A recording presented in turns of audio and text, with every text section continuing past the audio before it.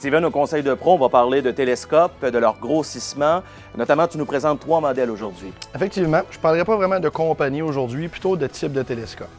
Parce qu'on a vraiment des familles très vastes aujourd'hui encore, selon l'application qu'on va le faire. Aujourd'hui, je vais me concentrer sur 3 modèles différents, 3 avenues complètement différentes. J'ai ici un modèle de la compagnie Bushnell qu'on a un 2.5 à 16 par 42.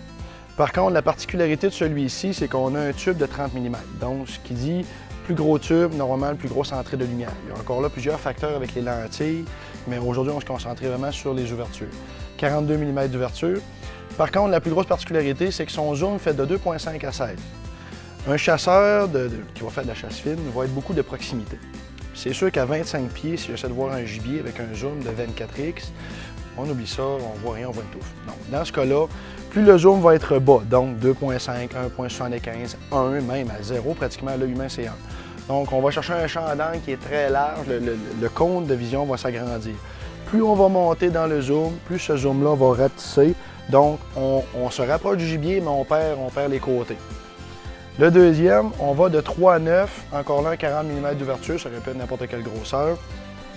Dans ce cas-là, c'est probablement le télescope le plus vendu au monde, le zoom le plus vendu au monde, l'application est quand même relativement très vaste. Encore là, on part à 3, qui est parfait pour à peu près toutes les chasses. Encore là, de très près, on manque un petit peu de distance. Par contre, à distance moyenne, c'est parfait, parce que généralement, les chasses se font plus ou moins 200 pieds.